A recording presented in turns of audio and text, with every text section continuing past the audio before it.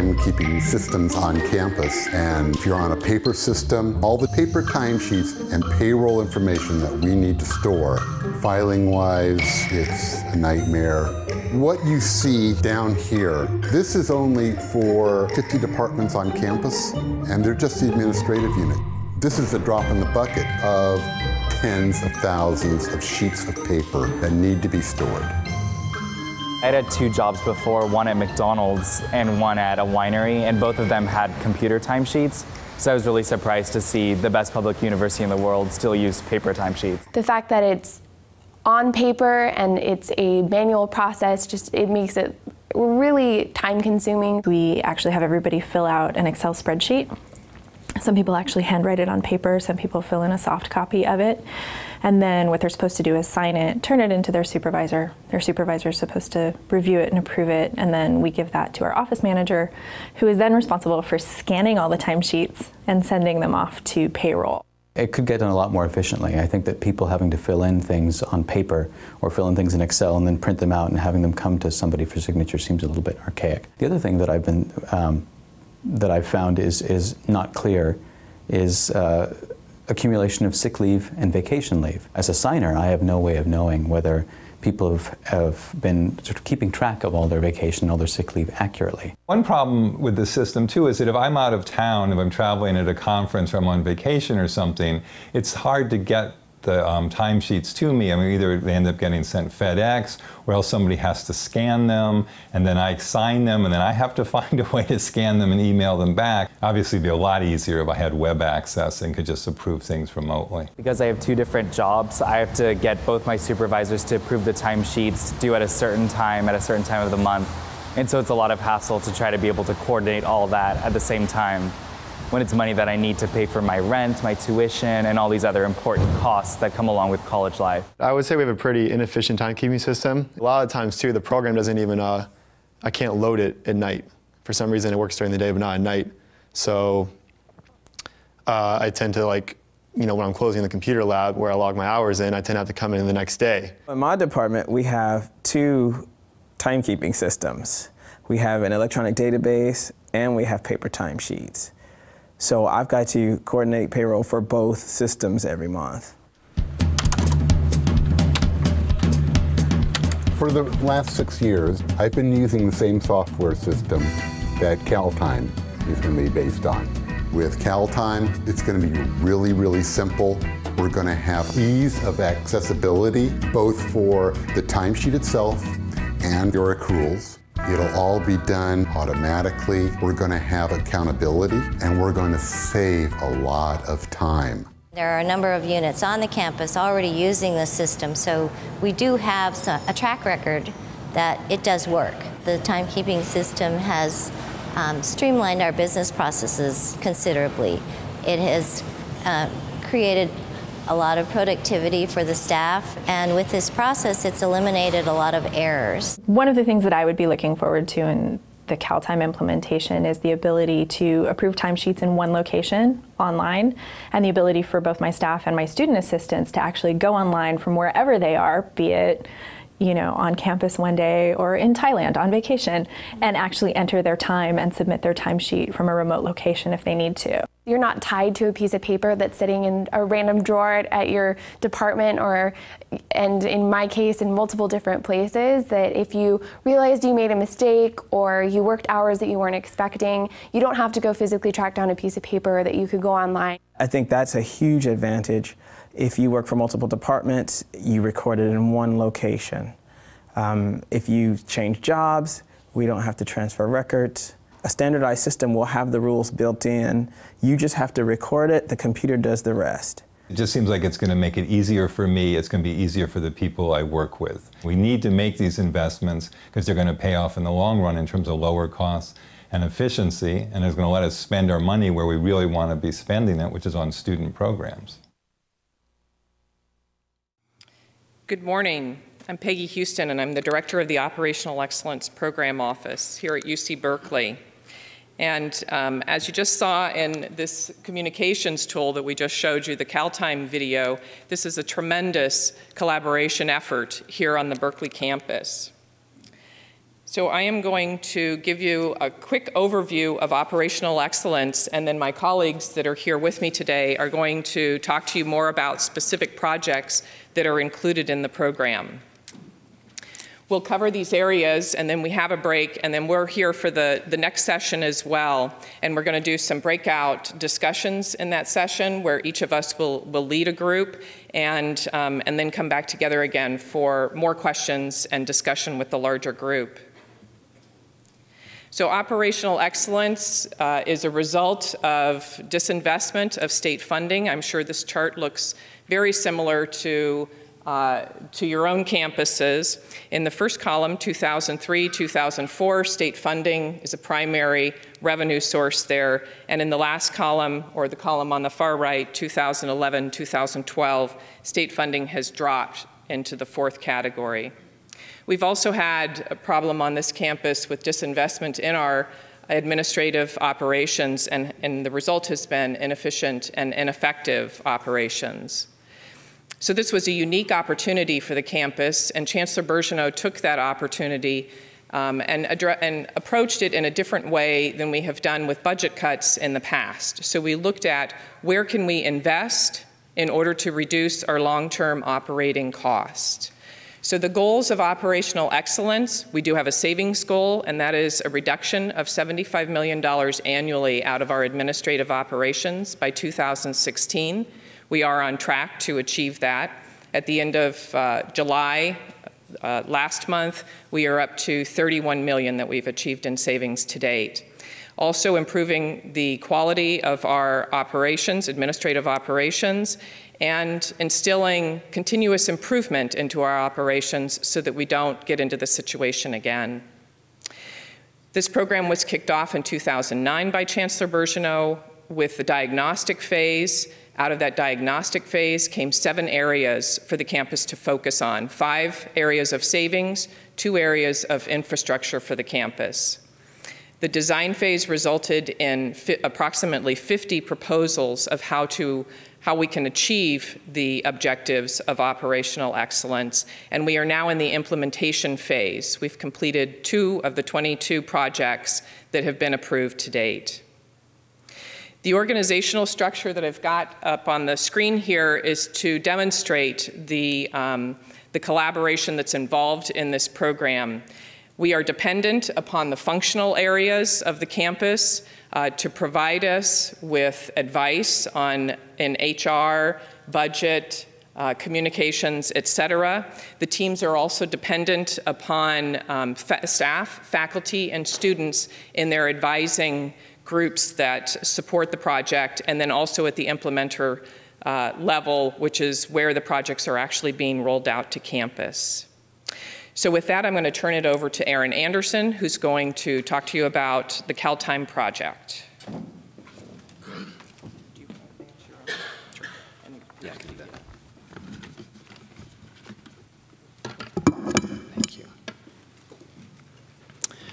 Thank you, Peggy. I'm delighted to be here. Ours is the project that you just saw the video for. So CalTime is, in short, we are working to implement an automated, standardized timekeeping system for the UC Berkeley campus.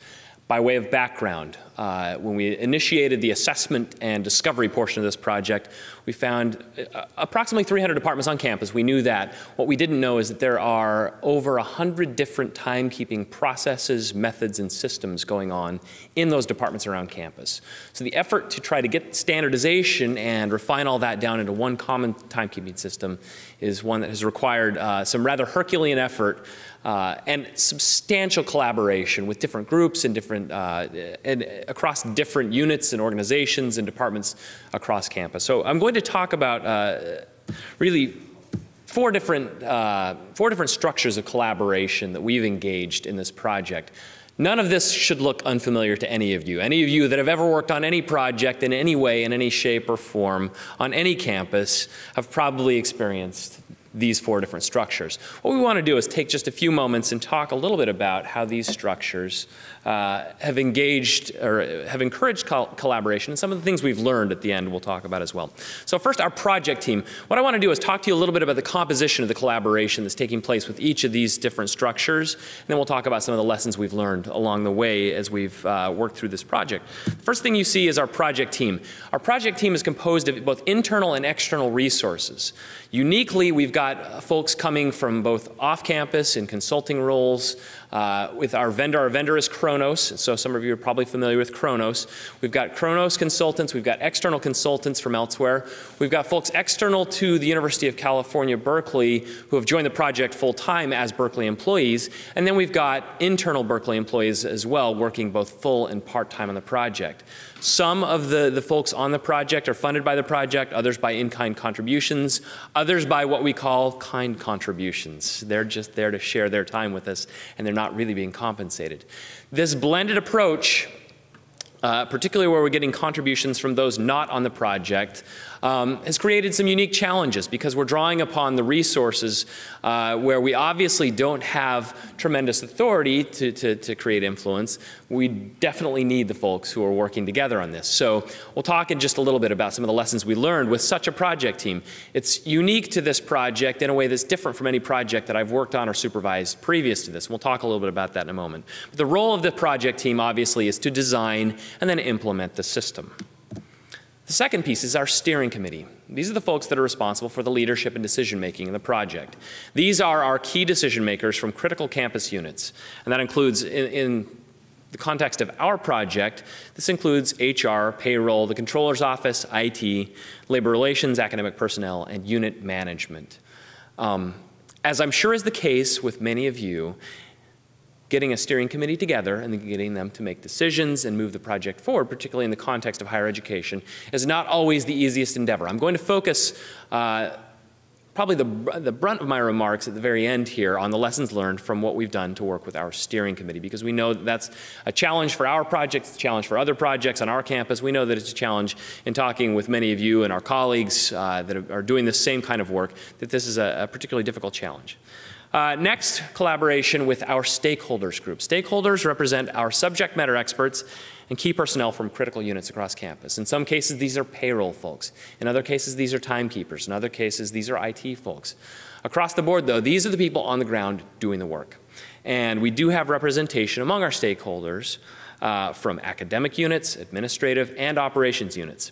The role of the stakeholders is to provide project information, so they tell us what's happening now. They're the ones that told us at the end of the day, my word, we've got over 100 different timekeeping systems happening right now, each of them designed to fit the unique business needs of the departments in which they reside. They also exist to provide us with direction. Presented with a number of different options, they're there to say, we prefer this one. This one seems that it might make the most sense for our departments. We poll them regularly. We do quantitative and qualitative work with this group to determine the directions that we need to proceed with them. And of course, just insight. We can call upon them to determine what the needs of their department is and are on an individual basis. And then the last piece, and this is where we'll pivot and turn the corner. What you see there is not the composition of the group, but rather you see some of the lessons learned. And this is where we'll pivot and start talking a little bit about our lessons learned. But the campus at large. This is often, in any project in higher education, as I'm sure you're aware, this is the difficult one to wrangle because it's everyone, right? It's the faculty over here, it's the students over here, it's the staff in the middle, it's the administrative staffs. It's all of the different folks that come to bear in what we're trying to deliver to campus. And in the case of our project, we touch every single one of them. And so outreach, communications, change management, any amount of work that we do with campus has to be both focused but terribly broad. And so we want to start talking about some of the lessons learned, and I want to start by talking a little bit about what we've learned in working with the campus. One of the things that we found particularly compelling on this project, we've tried lots of different approaches. The one thing that we've come to learn is that individual contact, when you can afford to do so, when you've got the time to do so, when you've got a chance to go to that individual department, when you've got a chance to go meet with that individual student group, when you've got a chance to go talk to that faculty member, you have to engage in that way. All of you know this, but it bears repeating. Every single time you get an opportunity, whether it's an invitation or it's a reason to meet with them, this is the most critical point, because this is where you actually win them over, get them on your side, or have the chance to explain what you're doing. The second piece is to ask them what the pain points are. So often it's easy for us, with this big broad view of what campus needs and with a solution that we're developing, to be able to sort of show up and say, well, we think we've got something great for you. But before we could ever do that, we learned that it's critical, even if it's just an exercise, to go in and when we've got these individual meetings, whether it's with a small group or a slightly larger group, to ask them, what are the pain points right now? What's wrong with the system that you have right now? And if it's working, what are your concerns about where this is headed? What are your concerns about a change in direction? You ask for the pain points and make sure that you incorporate those pain points in design. Listening and learning is the absolute key here. And the thing that we've learned too, and this works in particular for our project, we've tried some town hall communications, we tried some bigger group meetings and things, but we know that the needs of each individual department and unit and organization when it comes to timekeeping are so very different at those different levels that this one-size-fits-all communications approach just simply doesn't work for our project. And that may be the case for projects that you're working on as well. That's one of the things that we absolutely learned. And I'm going to move my way back up the ladder now and talk a little bit about some of the lessons we've learned. And I'm going to take just a couple minutes at the end and show you some examples of what worked with our other groups. With our stakeholders, they want to be involved. One thing that we learned from the very inception is that our stakeholders are our stakeholders for a reason. They care about what's happening. And if we let them sort of exist out here and provide them updates as we go along without actually talking to them about, hey, what can you tell us? What can you provide for us that will help us provide good project direction? Then they'll be upset and they won't feel involved and they won't be able to provide the level of involvement that we're hoping for or expect. Our steering committee. Now, our steering committee, coming back to who they are and what they do, these are key high-level administrators. When they show up for our steering committee meetings, they haven't had the last 2 weeks to be in the weeds with us, digging through the data to find the best solution. What we've learned there is that we need to clear the path for their decision. Show them not just the data, but show them the recommendation on the basis of that data. Show them the way forward. Now, if there are alternatives, be sure to present those as well. But what we found, particularly at the inception of this project, was these folks, they've got a lot on their minds, and they've got very large decisions to make. And if we don't provide not only the data to make a decision, but a clear path to what we assume will be correct decisions, then these things can spin around over the course of many, many, many, many meetings as we go around and discuss these things over and over. And that's understandable. They have a large part in making sure that the right decisions are made for campus. So clearing the path is the important thing there. And then with the project team, the last thing that I'll mention there is the project team is making sure that you're flexible, making sure that with all these different folks coming together, that you're taking the time to listen to each of these different folks that comprise our blended project team. I've included some evidence of some of the things we've taken to our steering committee just to show you the recommendation is the key there. We show them visually, we show them with data, and we show them with money exactly what they should be thinking about as they make these decisions. So with that, my time is concluded, and I will pass it now to Laura to talk about some very engaging subjects with the Student Services Technology Roadmap that she's put together. Thanks, Aaron. Good morning. My name is Laura Willoughby, and I am the Executive Director for Student Services Technology Initiatives here at UC Berkeley. And I'd like to talk to you about the Student Services Technology Roadmap and how we've used collaboration in proceeding with the project and give you some best practices that we've learned along the way. So just a little bit about the project goal to explain what the project is, and then we'll talk about the best practices around these 5 main areas. So the project goal is to develop one roadmap for student services IT. So let's clarify some of the words in that sentence. What is a roadmap? In the context of this work, a roadmap is a 3 to 5 year plan of what IT projects we plan to invest in for student services. So the next question is, what's student services? So again, in the context of this work, we've defined student services as the functions that support a student's academic life at the university. So this would be things such as admissions, enrollment, academic planning, financial aid, things of that nature. So I joined the university in the middle of March and was given this goal to develop this one roadmap. And as you can imagine, I think you've probably all experienced this, that there were many different disparate activities happening that were funded by different groups or owned by different organizations that all impacted student services, yet we didn't have one place that we could go to understand holistically what was happening, what the impacts were, what the dependencies were, and even more importantly, what's the path forward. So that's what this work was about, is finding out where are we today and what's the path forward in terms of student services IT. So some of the best practices that I learned early on, my best practice number one is draw pictures. I think this is one of the single most important things you can do on a project, especially a project like this, is to bring people together with visuals and to get people to buy into a visual, a diagram about what you're talking about. And it's very helpful for scope in particular because people will remember a photo like this. And even now I'll have people say, well, you know, in your blue diagram where you have the vertical columns. So I think I would really encourage you at any point, if you can start drawing pictures, that's what brings people together and allows you to identify what's in and out of scope and make sure we're talking about the same things.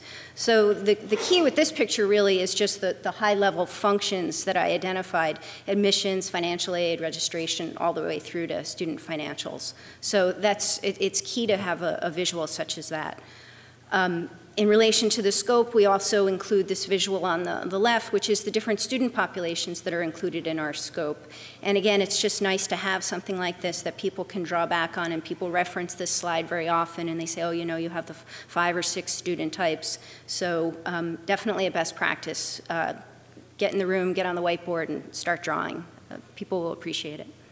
Best practice number 2, let stakeholders know how they fit in. So this is very important. First of all, letting stakeholders know that there are other stakeholder groups besides themselves is really critical, so that they can understand that as a project team, you are trying to balance the needs of many different groups.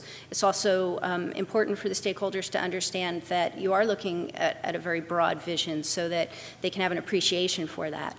And I think Aaron alluded to this earlier, was the thought that stakeholders want to be heard, and then they want to see that what information they've given you, how that fits into the project and what you're going to be going to do with that going forward.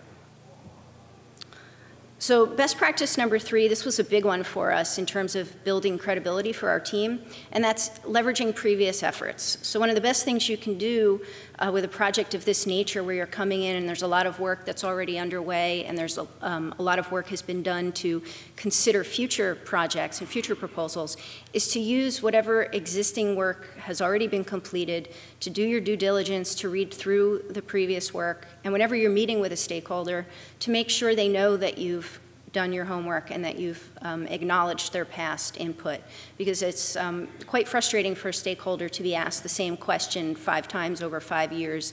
And if you can start off, as my team does, with every email or in-person conversation, we always start off with, I reviewed your feedback from the November 2010 review, and I just wanted to say that I'm here to check and see if this information is still relevant. So they really appreciated knowing that you had already done your homework. So definitely a big one.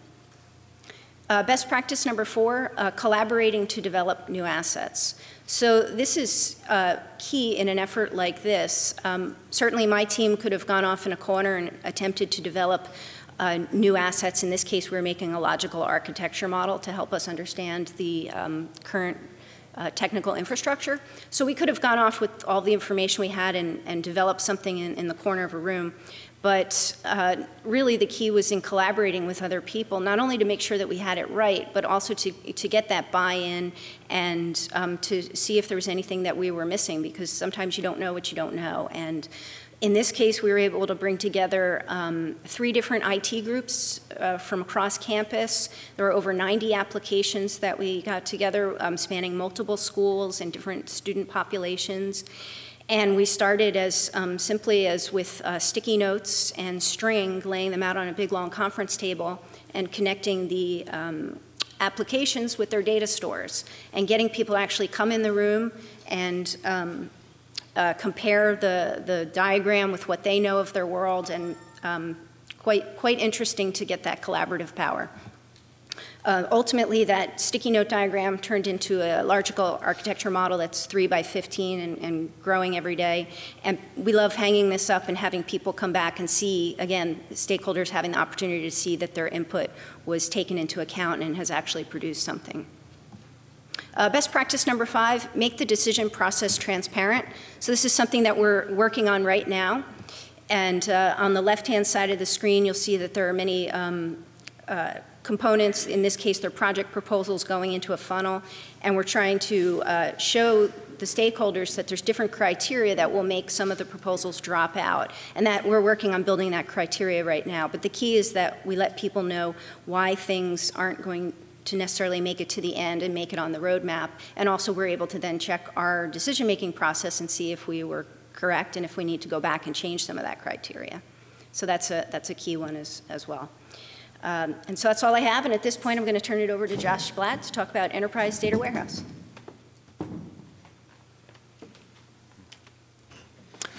Hi. Again, my name is Josh Blatt. I'm the program manager for the OE Data Warehouse projects and also for data governance. And what I'm going to, yes, okay. I think we skipped one. Oops. Okay. Well, I'm going to be talking about 3 things. One is just give you a sense of what the project is, and then how we've structured our project and the governance in order to allow for collaboration and make it work well, and then some of the lessons that we've learned.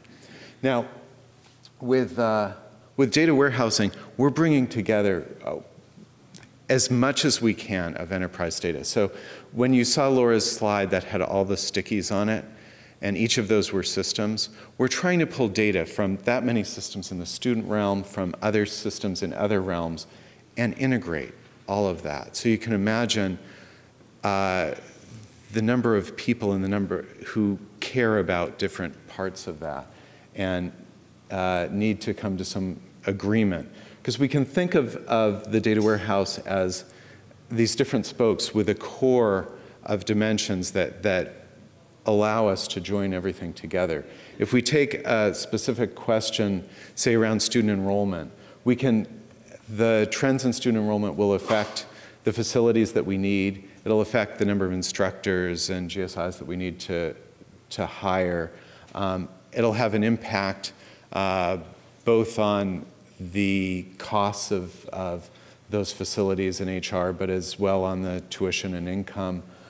Really, you can go around, and there's a 6 degrees of separation you can play with any kind of question in how many areas. And so this integration is really important to us. And bringing this stuff together it's not just bring all the data and it's a dumping ground. It's a lot of decisions among administration and among IT in how you're going to design that. We care a lot not just about, hey, we've got data that can answer a question. We could probably have 100 different data points that can answer the same question 100 different ways, and that's not what we're trying for. We're trying to get a single version of the truth so that everyone is on the same page and can work towards decisions, that we have the most important metrics. So there's a lot of discussion that goes into how to do that on the business side, and on the IT side, there's this interaction of, well, what is possible? And how do we build this in a way that gives you what you want? So the key to making this happen is the same sort of structure you've seen on these other projects. We have advisory committees that, well, for each subject that we tackle, we tend to have a project that works on that. And for each of that, we've got multiple sponsors. We'll have an advisory committee that brings together people from various stakeholders and different interest groups on campus, so that we're getting those wide perspectives on a monthly or a bi-weekly basis. And then we're also pulling together some key people right into the project team, so that as we're doing our design, we have that expertise from the business side, from the IT side, different representations. We're going out to different subject matters, different user focus groups. And then, as important as going out to all those people is having the disciplines of how we do it and the expertise. And that's coming from the program management office, from the PMO, from the various practices that we have in IT that inform each of those projects. So we have this structure on the projects, but there's more to data governance than just the projects. There's ongoing work. And the governance structures that we've set up for that include an institutional data council.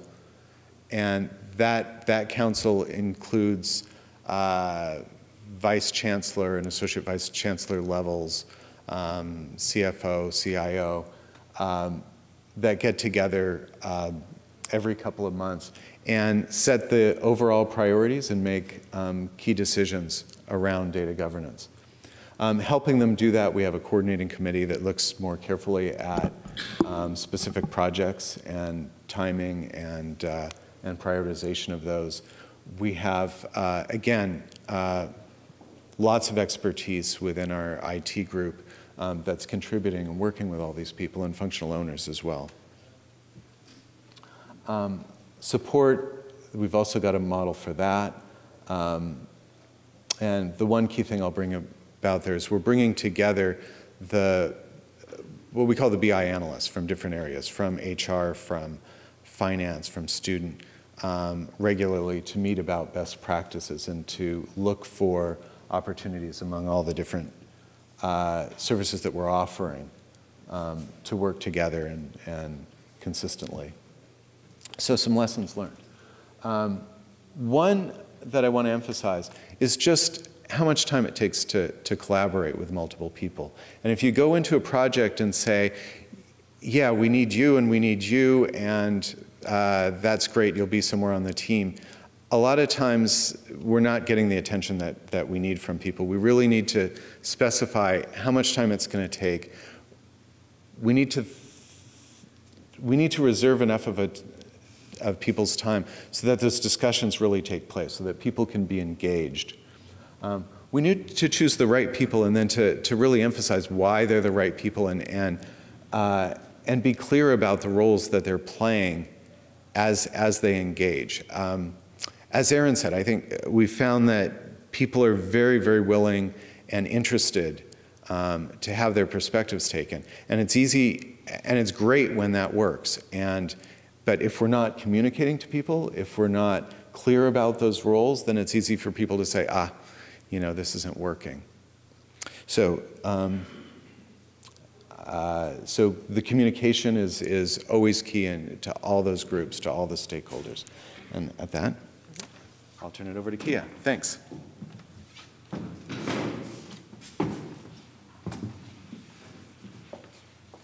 right, thanks, Josh. How's everybody doing? Good. Okay, I want to just start with a quick question from you all.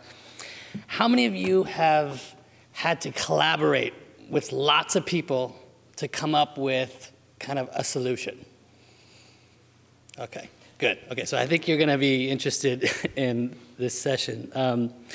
We have had a central challenge for our work, which is the Operating Principles Project. And our central question was, how do you collaborate across thousands of staff, faculty, student employees to develop one set of useful principles, operating principles? Now, what are operating principles? First of all, I should say they're a set of useful mantras that we could actually use to help drive how we make decisions, how we hire folks. So with all these OE projects that are happening, a lot of them are focused on systems, right? Improving systems. And one of the critical enablers of all these system changes is what kind of principles would be helpful to us if we were to actually use those systems in the way we make decisions and the way we do things on campus. So that was really what we were focused on. So how do you collaborate with thousands of people to develop one set of principles? The first thing that we really realized is that we have to start with the why. So we're working at the level of organizational culture here. And we started to talk to folks about how culture is a lot more powerful than rules. How if we do this work, the change will come from the ground up, so that units themselves can say, you know what, if I had a principle that said service over bureaucracy, and we use that in meetings, that could actually help make things go better, right?